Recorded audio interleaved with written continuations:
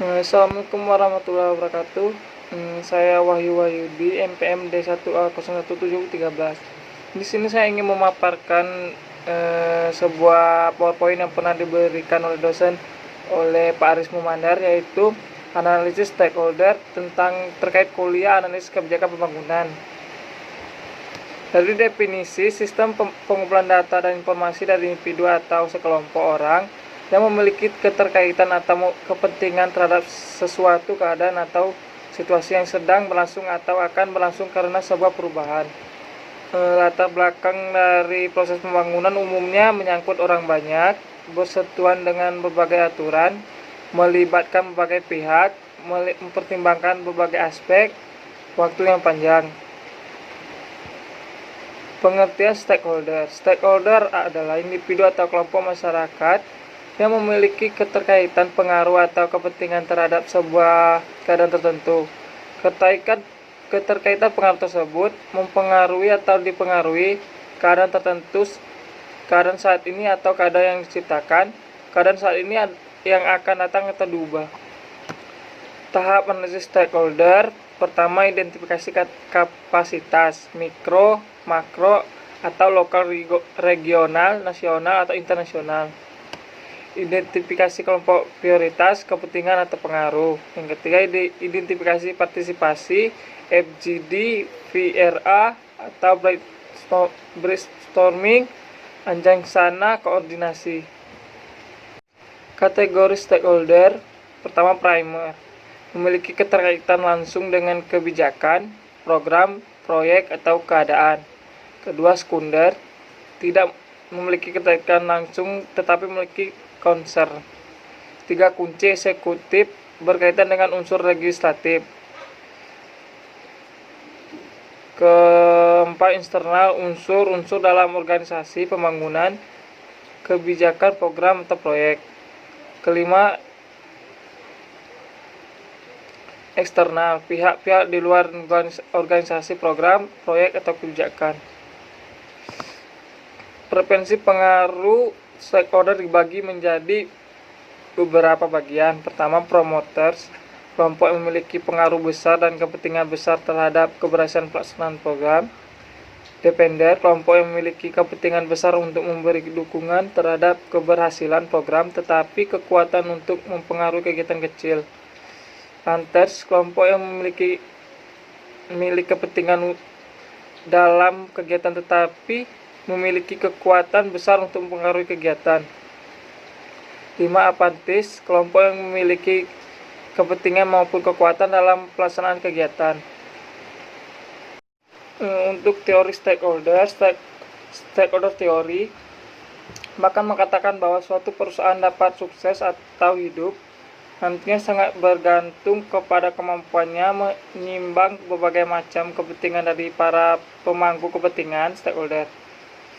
Teori stakeholder yang dikatakan oleh Indrawati mengasumsi bahwa eksistensi perusahaan sangat ditentukan oleh para stakeholder. Dengan kata lain, pengungkapan sosial harus dianggap sebagai wujud dialog antara manajemen dengan stakeholder.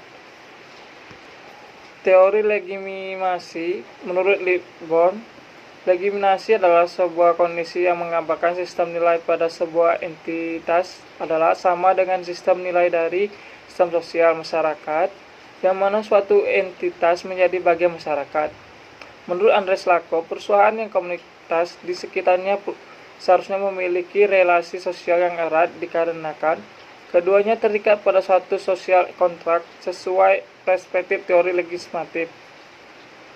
Bahkan teori legitimasi secara khusus mengakui bahwa suatu bisnis perusahaan dibatasi oleh kontrak sosial yang mengharuskan perusahaan untuk menunjukkan atau melaksanakan aktivitas sosial perusahaan kepada masyarakat. Contoh stakeholder bersama ruang lingkupnya. Menurut Harry Coase, contoh dari stakeholder bisa dikelompokkan menjadi beberapa ruang lingkup, diantaranya pertama, pemerintah dan peraturan yang dikeluarkan menjadi aspek terpenting yang juga harus mendapat perhatian perusahaan. Kedua, kelompok masyarakat sebagai elemen konsumen yang akan mengkonsumsi hasil produksi dari perusahaan harus pula diperhatikan. 3. Organisasi lingkungan. Di era yang sudah maju ini, organisasi lingkungan sangat dibutuhkan sebagai kekuatan kontrol sosial yang berfungsi mengawasi aktivitas perusahaan. Organisasi lingkungan ini secara umum berorientasi dalam menghindari eksploitasi yang berlebihan terhadap lingkungan hidup oleh perusahaan demi keuntungan perusahaan semata. 4. Media massa. Di dewasa ini, media massa sangat berperan dalam bentuk opini masyarakat terhadap aktivitas perusahaan. Media dapat digunakan perusahaan sebagai alat publikasi dan sosialisasi untuk membangun kepercayaan image publik terhadap aktivitas sosial yang dijalankan. Dalam contoh hal ini, Kasalim membagi stakeholder dalam beberapa kelompok berikut. 5. Stakeholder internal dan stakeholder eksternal. Pengertian stakeholder internal adalah stakeholder yang berada dalam lingkungan organisasi perusahaan. Contohnya pemegang saham, manajemen, dan karyawan. Sedangkan pengertian stakeholder eksternal adalah stakeholder yang berada di luar organisasi, entitas, perusahaan. Contohnya pemerintah, media massa, masyarakat, konsumen atau pelanggan, kelompok sosial responsible investor, penyalur dan pemasok, lisensi partner, dan lainnya. 6. Stakeholder primer, sekunder, marginal. Stakeholder memiliki tingkat primer, sekunder, dan marginal. Jadi perusahaan tidak perlu memperhatikan seluruh elemen stakeholder. Skala prioritas harus disusun oleh perusahaan. Stakeholder primer bisa dikatakan sebagai stakeholder yang terpenting. Urutan yang kedua adalah stakeholder sekunder, dan yang terakhir adalah stakeholder marginal. Urutan ini bisa berbeda setiap perusahaan yang bisa berubah dari waktu ke waktu. 7. Stakeholder tradisional dan stakeholder masa depan. Siapakah stakeholder tradisional itu? Karyawan dan konsumen yang sudah berhubungan dengan organisasi adalah sebagai stakeholder tradisional. Lalu siapakah stakeholder masa depan? Mahasiswa, peneliti, dan konsumen potensial dan lainnya yang perkirakan dapat memberikan pengaruh positif terhadap organisasi. 8. Komponen, oponen, dan uncommitted. Stakeholder berdasarkan sifat yang diberikan menjadi 3, yaitu kelompok yang memihak organisasi, proponents, kelompok yang menentang organisasi, opponents, dan kelompok abai, committed atau yang tidak peduli. Mengenali stakeholder berguna untuk menyusun rencana dan strategi melakukan tindakan profesional saat menghadapi permasalahan. 9. Silent majority dan vocal minority. Selanjutnya dilihat dari bentuk dukungannya bisa dibedakan menjadi 2, yaitu yang mendukung atau melakukan pertentangan dengan perusahaan secara vokal. Namun ada juga yang menentang secara silent, pasif. Peran stakeholder.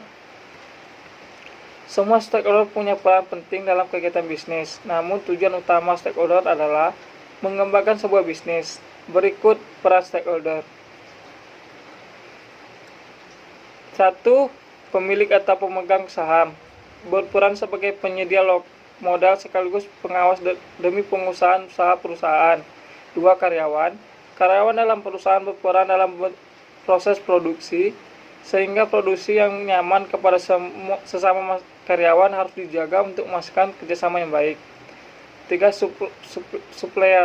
Supplier atau pemasok akan menyediakan bahan baku yang akan digunakan dalam proses produksi.